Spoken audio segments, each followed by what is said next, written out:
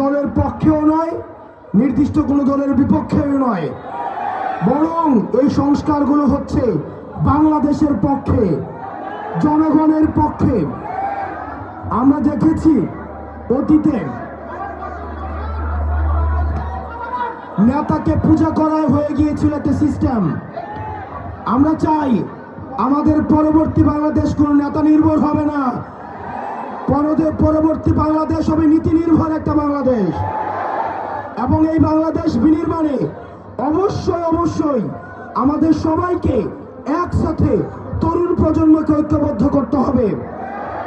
কোনো গোলামিকে প্রশ্রয় দেওয়া যাবে না। নেতা ভুল করতে পারে না, এই কথা সঠিক নয়। নেতা ভুলের ঊর্ধ্বে নয়, দল ভুলের ঊর্ধ্বে নয়। মনে রাখতে হবে সব সময় আমাদের রাষ্ট্রই হচ্ছে প্রধান, এবং রাষ্ট্রের জন্য মনে রাখতে হবে নেতা নির্ভর দেশ নয়, আমাদেরকে নীতি নির্ভর দেশ পরিচালনা করতে হবে। সেজন্য আমাদের সবাইকে, পুলিশের ভাইরা রয়েছেন এখানে, ডাক্তার, ইঞ্জিনিয়ার, এখানে বিভিন্ন শ্রেণী পেশার মানুষ রয়েছেন, যুব শক্তির, কৃষক, তরুণ প্রজন্মের মানুষ রয়েছেন, আলেম ওলামা রয়েছেন, শ্রমিক রয়েছেন, নারী রয়েছেন, ড্রাইভার মহল রয়েছেন।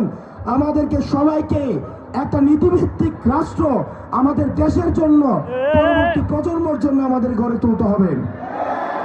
আপনারা ভালো থাকবেন, সুস্থ থাকবেন। 3 আগস্ট আপনাদের সাথে আমাদের দেখা হবে শহীদ মিনারে। আমরা জুলাই ঘোষণাপত্রকে আমরা আদায় করে ছাড়ব।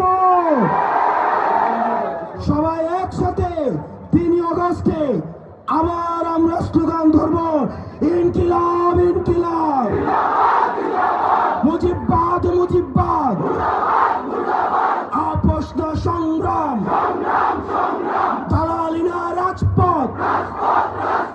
সারা বাংলাদেশে কোন রাজনৈতিক দল আছে?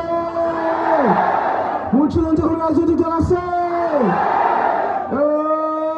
সেই দল আরো জোরে, হাতের তালি, মুখে বলি।